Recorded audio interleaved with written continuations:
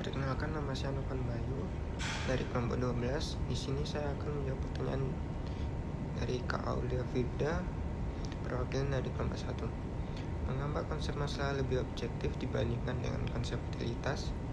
Karena konsep masalah relatif lebih objektif karena bertolak dari pemenuhan keinginan yang memang relatif lebih objektif dibandingkan kebutuhan atau utilitas. Sementara itu, konsep utilitas bersifat sangat subjek karena bertolak dari pemenuhan kebutuhan yang memang bersifat subjek. Adapun beberapa alasannya yaitu, yang pertama, masalah individual akan relatif konsisten dengan masalah sosial. Sebaliknya, utilitas individu mungkin saja berseberangan dengan utilitas sosial. Hal ini terjadi karena dasar penentuannya yang relatif objektif sehingga lebih mudah diperbandingkan, dianalisis, dan disesuaikan antara satu orang dengan yang lainnya, antara individu dan sosial. Yang kedua, masalah dijadikan tujuan bagi pelaku ekonomi atau produsen, distributor, atau konsumen, maka arah pembangunan menuju ke titik yang sama. Ketiga, meningkatkan efektivitas tujuan pembangunan, yaitu kesejahteraan hidup.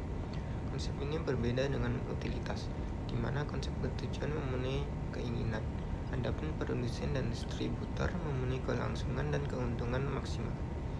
Dengan demikian, ada perbedaan arah dalam tujuan aktivitas ekonomi yang ingin dicapai. Yang kedua, saya akan menjawab pertanyaan dari Kak Cynthia Putri Regina, perwakilan dari kelompok 2. Bagaimana hukum permintaan dan penawaran dapat membentuk harga keseimbangan?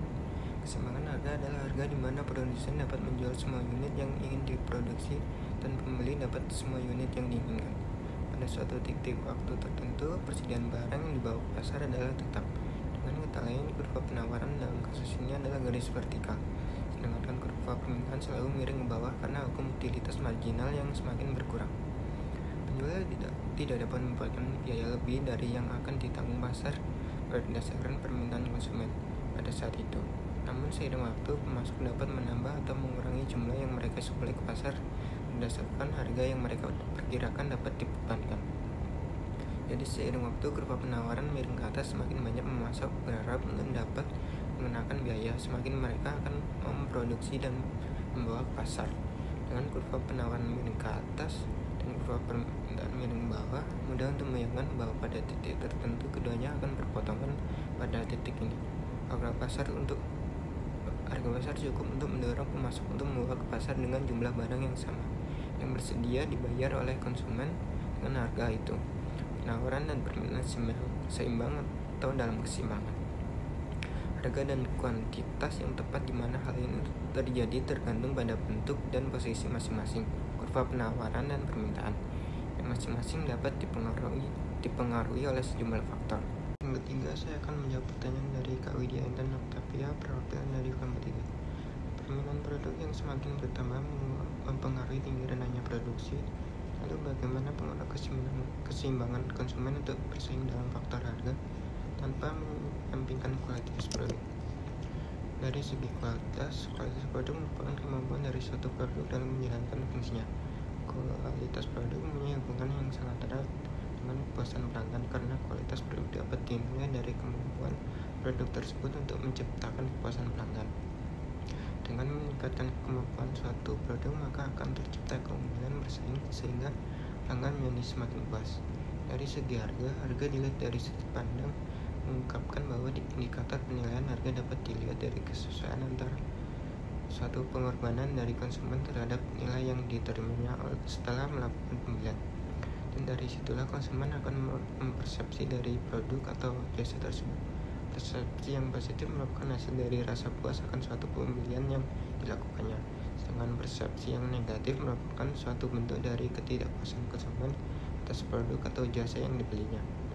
Jika harga yang ditetapkan oleh sebuah perusahaan tidak sesuai dengan manfaat produk, maka hal itu dapat menurunkan tingkat kepuasan pelanggan, dan sebaliknya. Dengan demikian dapat disimpulkan bahwa pada tingkat harga tertentu, jika manfaat yang dirasakan meningkat, maka nilainya akan meningkat pula. Assalamualaikum, perkenalkan nama saya Ja'far, NIM 452. Saya akan menjawab pertanyaan dari Review kelompok 4. Pertanyaannya mengenai perilaku hedon saat ini. Kan maraknya online shop, lihat barang ini langsung check out. Nah, Gimana sih cara mengatasi atau membatasi perilaku hedon dalam hal konsumsi atau menurut teori konsumsi itu sendiri? Jawabannya, 1. Mengubah mindset konsumtif menjadi produktif. 2. Menyadari bahwa hidup tidak untuk senang-senang saja. 3. Menyusun target dan rencana keuangan dalam jangka panjang. 4. Membatasi diri dan melakukan self reward. 5. Mencatat setiap pengeluaran dan pemasukan. 6. Selektif saat memilih lingkaran pertemanan. Dan sudah dijelaskan dalam surat Al-Kautsar ayat 1 yang berbunyi inna a'tainakal kautsar, dan artinya sungguh kami telah memberimu nikmat yang banyak. Perkenalkan, nama saya Ja'far NIM 452. Saya akan menjawab pertanyaan dari Aulia Mawarda kelompok 5. Pertanyaannya, dalam pandangan Islam apakah boleh permintaan mempengaruhi harga barang? Jika tidak boleh, maka bagaimana konsep penentuan harga dalam Islam? Jawabannya, secara Islam tawar-menawar sekalipun harga lebih mahal atau lebih murah itu dilarang. Dan untuk penentuan konsep dalam Islam, yaitu harga ditentukan oleh keseimbangan permintaan dan penawaran dan keadilan ekonomi dalam mempertimbangkan kepentingan para pihak yang terlibat dalam pasar.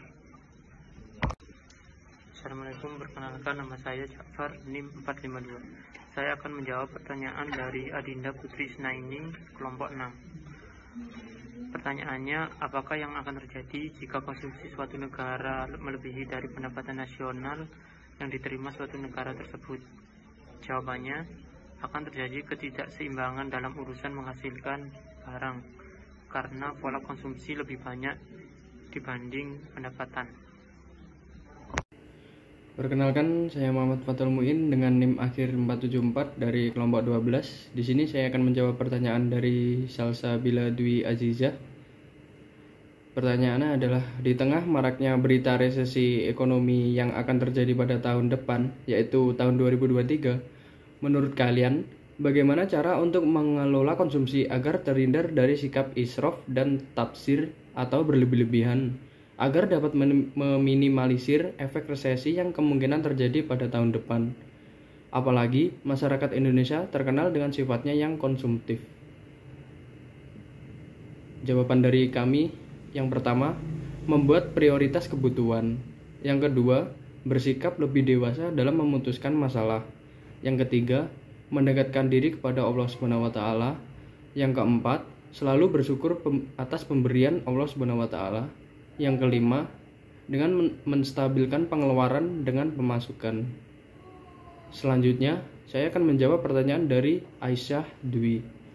Coba jelaskan menurut sudut pandang Islam mengenai pengaruh barang haram dan halal dalam masalah konsumsi. Dasar atau landasan Al-Quran tentang konsumsi dijelaskan dalam surat Al-Maidah ayat 4 dan 5 yang memerintahkan umat Islam untuk memakan makanan yang halal. Ayat tersebut menjelaskan bahwa manusia diperintahkan untuk memakan makanan yang baik lagi halal dalam memperolehnya, dan ketika menyembelihnya menyebut nama Allah SWT. Artinya, binatang yang disembelih dalam keadaan menyebut selain nama Allah maka haram untuk dikonsumsi. Konsumen muslim diperintahkan untuk tidak memakan bangkai, darah, daging babi, dan binatang. Tercantum dalam surat Al-Baqarah ayat 173. Kemudian melarang untuk mengkonsumsi secara berlebih-lebihan. Tercantum dalam surat Al-A'raf ayat 31. Dalam kitab suci Al-Quran maupun sunnah tentang makanan harus baik atau cocok untuk dimakan, tidak kotor ataupun menjijikan sehingga merusak selera. Karena itu, tidak semua yang diperkenankan boleh dimakan dan diminum dalam semua keadaan. Dari semua yang diperbolehkan, makan dan minumlah yang bersih dan bermanfaat. Selanjutnya, saya akan menjawab pertanyaan dari Sofah Nabila. Tadi dijelaskan tentang masalah dalam konsumsi bahwa konsumen memilih barang atau jasa berdasarkan kebutuhan mereka, dan juga tadi dijelaskan tentang konsumen yang tidak memakai barang haram Maka adakah batasan-batasan konsumsi dalam perspektif Islam selain memperhatikan halal atau haram? Jawabannya adalah batasan konsumsi dalam Islam tidak hanya memperhatikan aspek halal haram saja, tetapi termasuk pula yang diperhatikan adalah yang baik, cocok, bersih, sehat, tidak menjijikkan, dan termasuk larangan israf dan larangan bermegah-megahan. Saya Ida Alifi dari kelompok 12. Saya akan menjawab pertanyaan dari kelompok 10. Bagaimana prinsip kalian dalam konsumsi pada informasi dan komunikasi serta pendidikan di era sekarang? Untuk prinsip kami, sebagai manusia kita juga harus bersifat moderat atau bijaksana dalam pengeluaran, harus bisa mengontrol tingkat konsumsi diri kita agar bisa seimbang. Untuk prinsip berpendidikan, semangat terus dalam menuntut ilmu, karena tidak ada batasan akhir dalam menuntut ilmu. Ilmu tidak hanya dapat dari sekolah, banyak ilmu yang bisa dipelajari di luar sana. Terima kasih. Saya Idolivi dari kelompok 12. Saya akan menjawab pertanyaan dari kelompok 11. Apa hukum jika tidak sengaja makan makanan haram pada saat bepergian atau lagi keadaan mendesak? Islam mengajarkan umatnya untuk berhati-hati dalam mengkonsumsi makanan dan minuman. Adapun makanan yang tak ragu boleh saja dimakan dalam kondisi terpaksa, selebihnya kita bertawakal. Oke. Assalamualaikum, saya Hidayah Livi dari kelompok 12. Saya akan menjawab pertanyaan dari kelompok 13. Bagaimana solusi agar tetap menjalankan syariat Islam, tidak berlebihan, namun juga tetap besar sumbangsinya terhadap perekonomian? Sayyidina Ali bin Abi Thalib berkata, orang yang boros dan berlebihan tidak akan merasakan kebahagiaan. Terhinalah orang yang serakah dan mulialah orang yang merasa cukup. Dari definisi hadis, siapa saja yang sama sekali tidak disibukkan oleh urusan dunia, meskipun ia adalah orang yang kaya dan berharta, maka ia adalah orang yang qanaah. Sebaliknya, siapa yang saja dalam hidupnya melakukan pemborosan dan berfoya-foya, sekalipun ia menjaga halal dan haram dalam membelanjakan hal tersebut, ia tetap digolongkan sebagai pemboros. Assalamualaikum warahmatullahi wabarakatuh.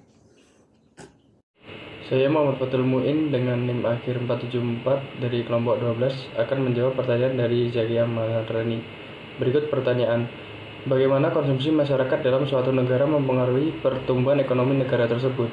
Jawabannya adalah, apabila konsumsi mengalami peningkatan, maka akan mengakibatkan terjadinya kenaikan pertumbuhan ekonomi. Sebaliknya, apabila konsumsi mengalami penurunan, maka pertumbuhan ekonomi juga akan mengalami penurunan. Di samping itu, peningkatan modal akan mendorong terjadinya peningkatan pertumbuhan ekonomi negara tersebut. Berikut jawaban dari kami. Bila ada kurang lebihnya, mohon maaf. Terima kasih.